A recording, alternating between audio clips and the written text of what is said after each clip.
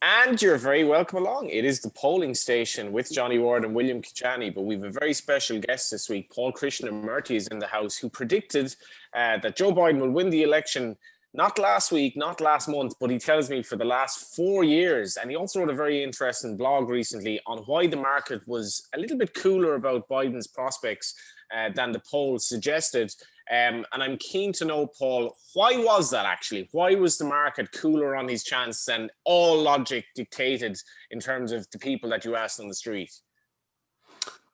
Well, I mean, obviously the market is only the product of supply and demand, okay? So that's simply what there was a certain amount of demand for Trump that low. Now, along with most pollsters and most forecasters in saying Trump was overrated in the betting. But now we've seen the election, I think that firstly so just to compare the ratings, for instance, if you take the starting odds on Betfair, Trump was given a 33% chance, and I think that his chance on forecasting models was around 10% or less. So obviously the betting overestimated Trump. Now, my principal explanation for that beforehand was simply that Trump is that much more famous. He attracts the small casual money, and all of the betting industry confirms that like 3/4, 80% of the bets were for Trump. So that's the logical explanation. But I think with hindsight, we should now look and say that given the actual result, that 67-33 estimate was a lot fairer. And again, with hindsight, there must have been a lot of traders who laid Biden at 2-1 on with a view to trading out in running as the results came in. And, you know, Trump went as short as 1-4 at one point. So that worked. There was one regret I have about my own bets, you know, is that I didn't bet on there being a red mirage where the early votes coming in favoured the Republicans and the late votes favoured Democrats, and that would affect the market. And that definitely happened, and it was widely trailed by a lot of people. All very fascinating, William. And we know, obviously, and we've made a bit of a big deal of this, that Ben Keith was mad to take on Donald Trump. But there were a lot of scary moments in terms of the counting. And it's just fascinating listening to that, because it was probably a lot more nuanced than maybe people thought it would be. Yeah, absolutely. I mean, to be fair to Paul, at least he didn't call the race for Trump about 4 a.m. on a very long and dark, despairing actual election day night. Yeah, one of the mistakes I made when looking back was probably not mapping out what was like to happen, particularly as I was pretty sure that there was a higher than 50% chance you wouldn't know the likely winner on the night, as proved to be more than entirely correct. I think what Paul said about the prediction markets is worth knowing. There was a disconnect, I think, in both how prediction markets, including ours, including exchanges, and polling forecast ranges were communicated. And sorry to self-promote here, but in the Betting People this week with Patrick English, he made a great point, which is basically that pollsters in general and forecast makers didn't really communicate the fact that 98% or these 80% and upward chances of Biden winning incorporated all the possible outcomes. A lot of people seem to believe that there was a median that had an above, well, a normal median's chance of being true. So people instantly, or in the aftermath, very disappointed that Biden didn't get 350 or 370 or 430 electoral votes, when actually the polling forecast was saying that was the median outcome, but it wasn't the only one. And there seems to be a disconnect between what people think should have happened and what did happen, because at the moment we haven't seen the final vote tallies, but in some ways Biden's victory will look comprehensive, in other ways tight. It depends on how you interpret it, and that's not something I think a model can do without some nuance. Paul, of course, people say, oh, you're buying money now because obviously one hasn't been paid out yet on Biden, but you have a theory on this. Well, I've said, again, for many years, I've bored the crap out of everyone I know with this. Trump is a Russian asset. Everything Trump has done in office has been the predictable behaviour of an asset of Vladimir Putin, right? This has been proven over and over again in criminal cases, in the Mueller report, in the Senate Intelligence Committee report. And he's trailed quite publicly for months that he wouldn't accept the election result, that he was going to claim it was rigged, that he wouldn't commit to a peaceful transition of power. And yet people are treating it as if it's a joke, right? And that somehow we can just dismiss this threat and Trump will somehow just go away or fail because he fails at other things. You know, he's got the White House behind him. He's just sacked military leaders. He's sacked the top people on nuclear and energy supply.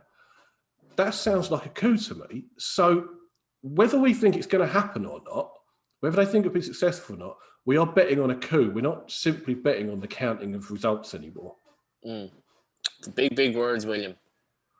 Yeah, and to be fair, entirely correct.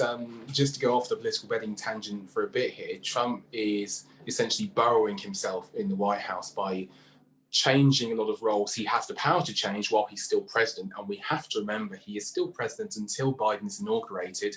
So 70 days at least. And he is appointing basically lackeys of his to key state positions. And he can do that. And they're short of the 25th Amendment, I don't think there's no real way to stop him. He can make the secretaries of state acting secretaries. Many of the positions in the White House are basically presidential hand-picked appointments anyway. And it's not like the Republican Party is going to stop him. So that is something I think to take into account. Also, I think settlement, in terms of settlement details and whether there's free money on the table, I think it's worth double checking the T's and C's. But just be aware, I think, whether you're trying to place a bet now or whether you're looking into what might happen in the future. These are not normal times, and I think you need to remember that before you make any investments. Yeah, you want to talk about 2024 because it's interesting that Paul obviously has been betting on Biden, as he says, for 4 years. 4 years is essentially how long we are away from the next term, and you know, so much can happen between now and then. But what's the value? I know you came up with some kind of long shot prices last week. So I think that the value is all around, and I think in the value is all around. It's so profound.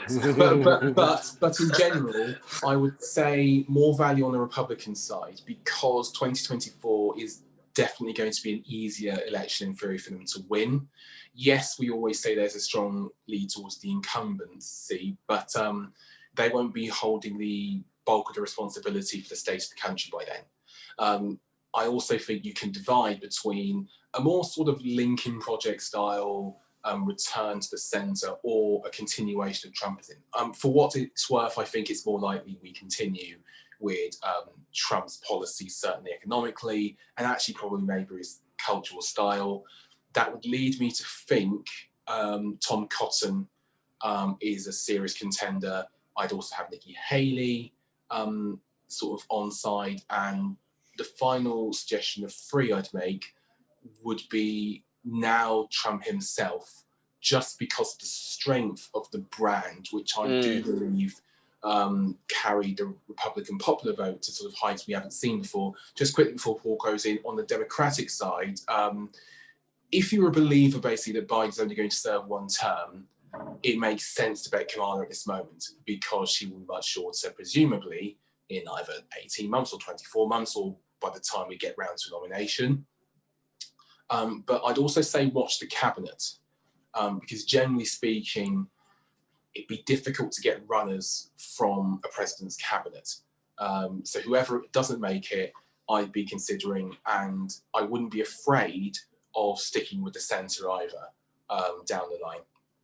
Paul, you might well say Kamala Harris is biding her time. Absolutely. And I think she will be the candidate. I'm very confident she'll be the candidate in 4 years. I think I underestimated her actually because she wasn't very good in the primaries. I think I underestimated how good a VP candidate she'd be. And she is actually a real star. She's very much in that mould of Obama and Michelle and Biden, that popular Democrat leadership, and I think she will be. And I don't think there's any way Biden will run in 4 years. I don't think he would have run this time if it hadn't been for Trump. If we were looking on the Democrat side of the cabinet, well, I think Pete Buttigieg has a fantastic future, but he might still be too young and a bit inexperienced. He hasn't really built a political base yet, but I wouldn't rule him out. Would there be a challenge from the left? It's hard to see who. I would say there'd definitely be a challenge from the left. The issue is sort of how much momentum does it have, because like left policies will definitely be more pertinent in 4 years' time. The environment absolutely certainly will be, I think, a bigger thing. I think also healthcare, even if it's not Medicare for all.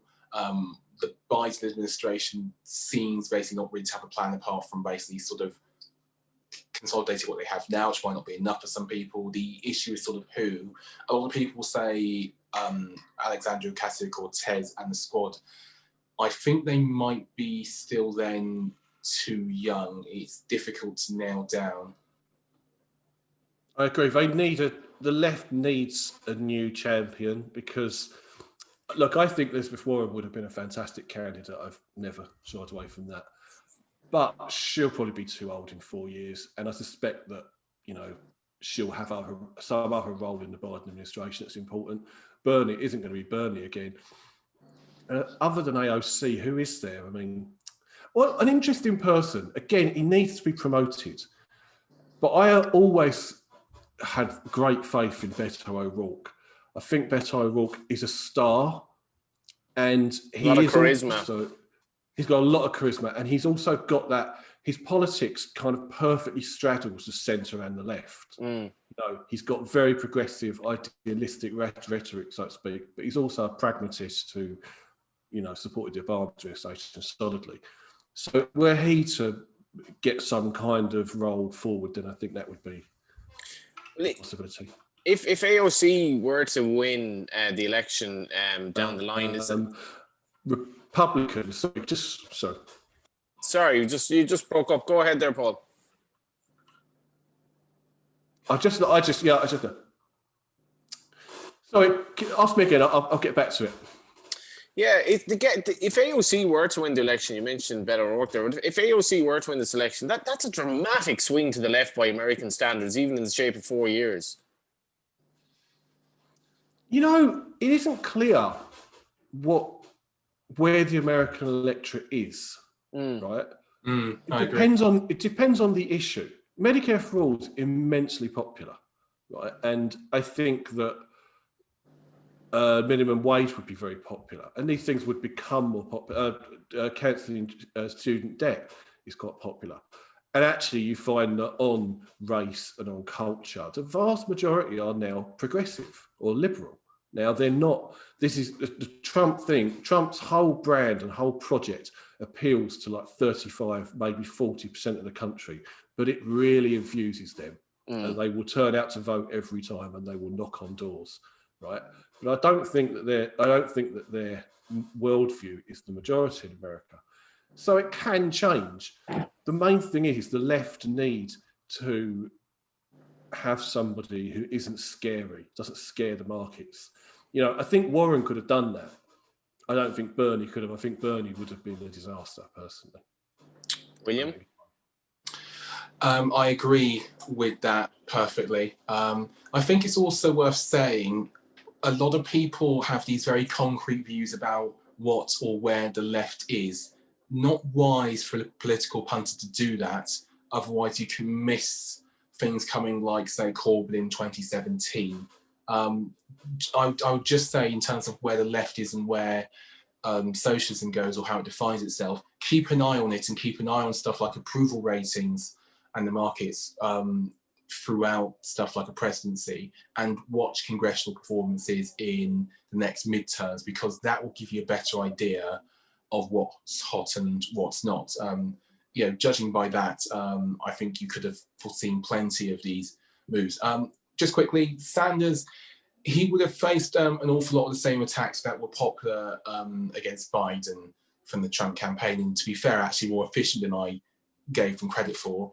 Although that said, my opinion is I think the pandemic was probably what did it for him. And I think we have to be mindful of sort of events like that. I like the Beto O'Rourke shout the more I think about it, in the sense that if America by then still isn't ready for somebody who isn't a white male, then surely the best face of something even sort of remotely progressive going to the DSA side of things is probably a white, youngish but not extremely youngish Texan who's already had a Senate race and who's already had sort of time in the national spotlight. And I think you could do worse than him. But I know I said the value is all around, and I think it is earlier. I don't regret that. I really am. but William, the value is all around Kedjanyi, you know. But I think in terms of just going forward, the best trading opportunities might be in the Republican Party still, because at least there's two clear strands for us to look at, and I can already sort of see the 2024 field. With Democrats, it's all a lot different, because it could just be that Kamala Harris dots up in this sort of race, and you know, she's already VP, doing sort of well nationally now. She'll probably take a bigger role during the Biden administration than sort of Biden did with Obama, and Obama gave Biden like a lot to do, so that's not an understatement. And to be fair, if she is going to run in 4 years' time, then you are getting value now, no doubt about it. Yeah, and of course, Beto as well has Irish roots, which has been another victory for the good guys. Oh my God! Like Joe Biden is practically 100% Irish if the Irish media is over the last one, you know. But you want to talk to Jefferson it?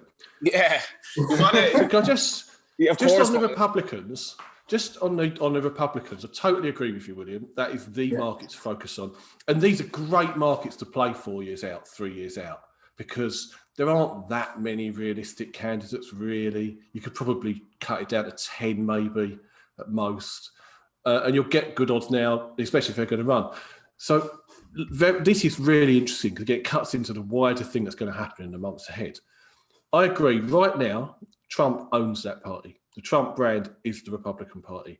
And whether it's him or his son or his daughter, that's really very, very likely.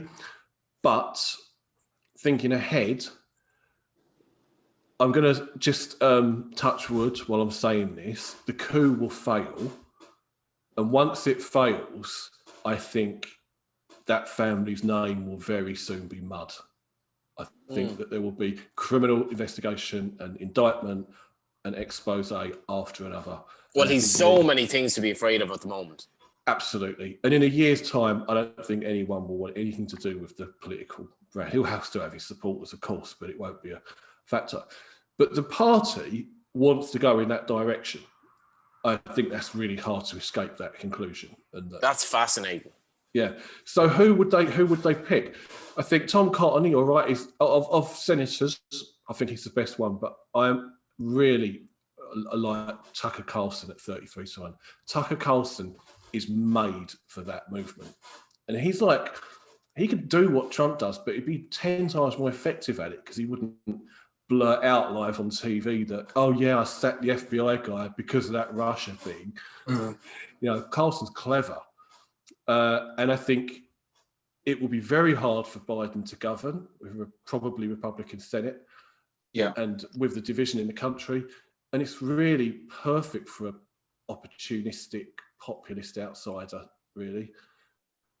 Wow. William, you want to mention the Georgia Senate as well? Yeah, these are two really important races. We hope to have betting up for them on site soon. Basically sort of pay huge attention to these because essentially, I really don't think it's unfair to say they're probably two of the most important elections we've seen for the Senate for years, in the sense that this is deciding essentially the direction of power in the government coming out of the pandemic, coming into or out of whatever you want to call it, the huge economic damage that coronavirus has caused. And it will define to a large part what Biden can do. Because if Biden has Harris to break ties in the Senate, it means that some things that Republicans would consider anathema can be gotten on with. That will be important in sort of bringing the left the party sort of on board, because that's what happened this time. But without a Trump to run against, that's harder in 2024. Also, governing is going to be very hard for them. You have coronavirus. Yes, okay, there's been sort of vaccine breakthroughs and develops, but in terms of running after the population, dealing with the economic carnage, etc., that's very difficult. You aren't going to have, let's say, many good times in the next 4 years. Doing an FDR and stuff, we all look back at it romantically, and we're all in all of his achievements now, but it's very difficult at the time. Biden's going to have a hell of a job on his hands with all of this, and that's another reason why I'm looking particularly at Republicans for 2024. And I just think it's worth noting that because these will be hotly contested races with a lot of money in them, potentially good betting opportunities, and I think going forward, it will have a knock-on effect on 2024. If there's a split in the Democratic Party, that has the advantage to the Republicans. If the Republicans lose both Senate races, then it gives the Democrats more leeway, and that sort of thing can be really crucial if you're thinking this far ahead. Just before we wrap up, go ahead, Paul.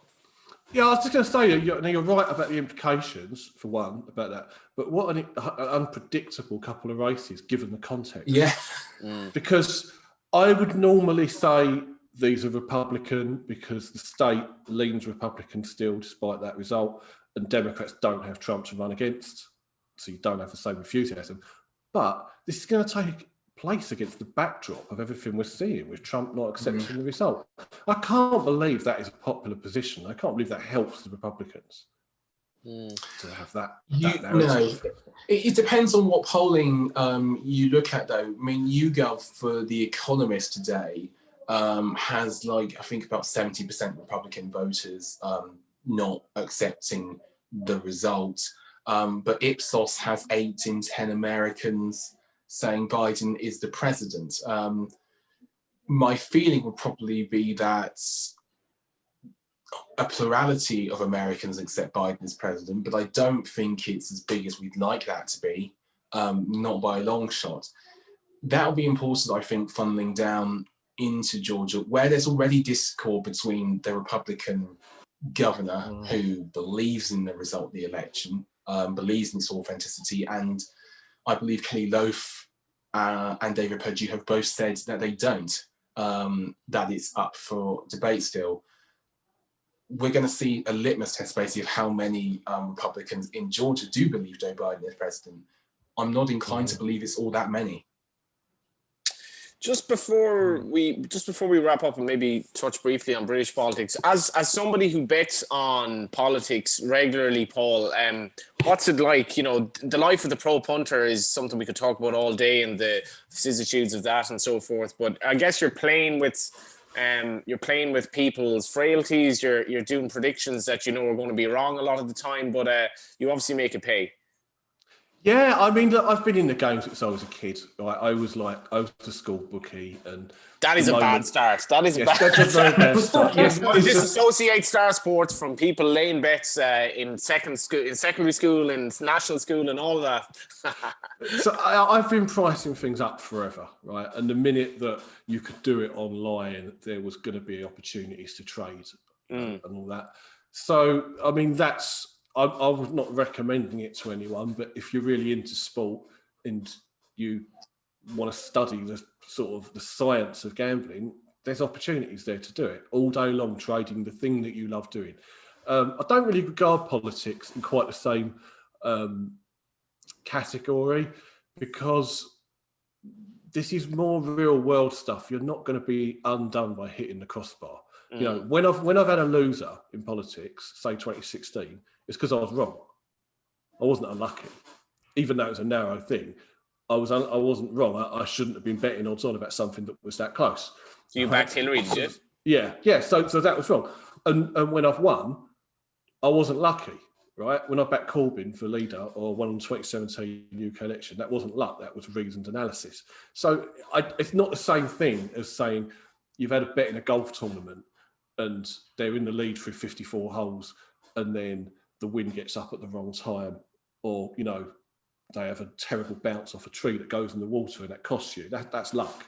You would never get that in politics. Well, can I interrupt you? What price did you roughly back Hillary at? Are we talking here? I mean, maybe you backed her a million times, but no, it was the same thing. I backed her a million times. My average odds was about even money 10 to 11, and I didn't cash out like an idiot. So then you weren't wrong. Greedy. Well, I was right about the trajectory of the market, but I went into election day far too confident of my own opinion and not covering back, right? As Did you play Brexit? Yeah, I won big on Brexit. Wow. I sold Leave at 55% on the spreads, and I had a whole range of hedges that gave me anything between 48 and 52. It was a great. I wish if only we could have had second referendum. Let's have another referendum so Paul can get a Beano. But Paul, just quickly, how would you play India F2 if it happens? Oh, Scotland Leave all day long. It's a certainty, is it not? Yes, it's a certainty.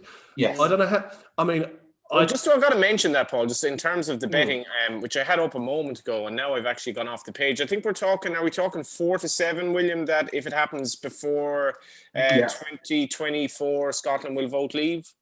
Correct. Okay. So that's it. If I knew, I'm not keen on tying up a load of money at 4-7, something I don't know when the date's going to be. But if we knew it was on in a year and it was 4-7, I'd be all over that. I don't think there's any way back. I would totally agree, William. Yeah, totally agree. The issue really is basically how do they get their hands on the referendum? We expect a landslide in the Holyrood elections, assuming they're held normally next year. I believe a 1-25 for the SNP to get a majority there. The issue basically will be how can or will Westminster relent short of another general election? And what are the numbers then? Because the polling averages have the Tories and Labour neck and neck. We're 3 years out and we've got no idea, let's be honest, realistically, what will happen, I think, short of the near future. We have Brexit, which will take place and be hard. We don't know how a vaccine rollout will look like. We don't know what an economic recovery will really look like. And then we don't know what the voting coalitions will be in 3 years' time. I think there is a solid Tory 40%, but I think you can lose 5% of that depending on stuff like house prices, etc., etc. Anything else? We're just talking about that. Scotland really affects England, doesn't it? That to me is. See, what is a point that is often overlooked is I can remember the last Indy ref and where British politics was. Labour, for that Indy ref, Ed Miliband was 4-7 to win the most seats at the 2015 election.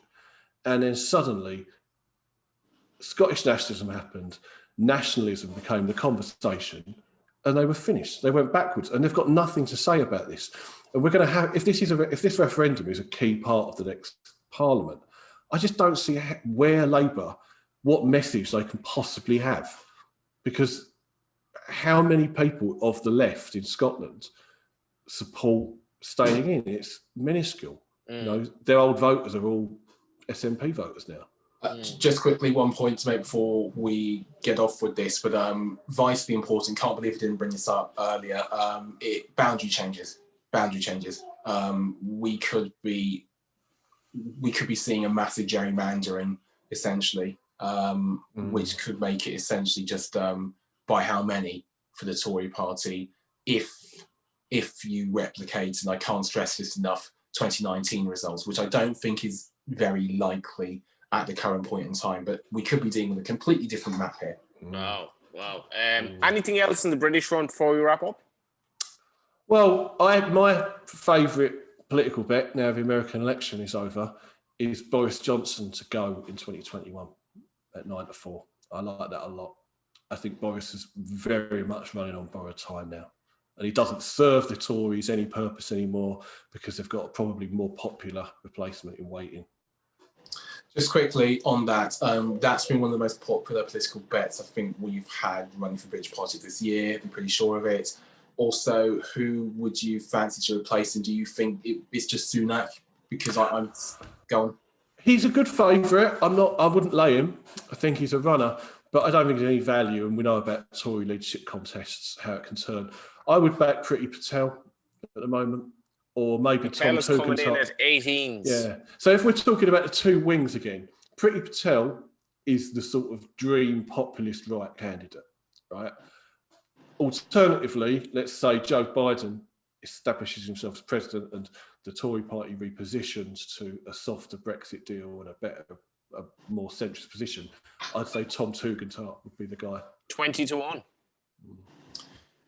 Respect both those calls. I can see a Tugendhat doing well, particularly if he doesn't have any great baggage, which could become important. I still have the feeling basically about Michael Gove, and I know there's lots of things probably to contradict that, but I still believe Gove has an efficient operation, which we know will make him at least a runner in the MPs voting. And a lot of MPs I can see sort of wanting to jump on his raft, basically. How that translates to him winning, I'm not sure, but I know that I'm very sure he's got the intention. I think if Boris does go, he will run, and that can be half the battle, but would defer to Paul with those picks. One more. I'm on Grant Shapps at 100-1, and I haven't written that off. Shapps is like arguably their best media performer. You know, he's been relatively competent during COVID. Even though he probably is on the right of the party, he doesn't necessarily come across as being on the right of the party, and that's really important. Well, yeah. Just one quick thing. Do you think he's got the operation to get the parliamentary party on side? How many MPs can you realistically see? Well, that's a good question. He's certainly got deep links in the party because he was the chairman for a long time. And he's got good links with donors. The question with the MPs is how much are they in a particular faction anymore? Because, you know, I'm still having nightmares about what happened a year ago, where virtually every Westminster pundit, and you could just see it watching Westminster, watching the footage, Tory MPs had contempt for Boris Johnson. They thought he was an idiot. And there was talk about, he'll only get 15 nominations. And then bang, Gavin Williamson comes on board and there's 150 MPs with him. So maybe there's a bit of that. If a strong candidate emerges, maybe it's Rishi Sunak. I mean, maybe people would just look at Rishi Sunak and say, he's the winner. We're all going to just, flock around him, and suddenly he's got 150 nominations. Yeah, one very last thing to say, with Sunak, the timing is vital. If it happened tomorrow, then 15-8 would be gift horse in the mouth territory. But the longer COVID goes on, the harder it becomes for him to be generous and to spend money. And yes, interest rates are low at the moment. The government isn't paying a particularly heavy price for the money it's using or generating to tackle COVID. That may change, and when that changes, things become very difficult for him. We've already seen this with the will he won't he with furlough, where there was a stop and a lot of people lost their jobs who probably wouldn't have. Stuff like that, I think, is going to be harder for him to avoid down the line. Lads, that's been absolutely fantastic, Paul. It was great to have you on. I feel pleasure. Yeah, I feel like I've really educated myself, not to mind our viewers and listeners. William, we'll have you back in the house, of course, next week. Always. Yeah, and thank you for watching.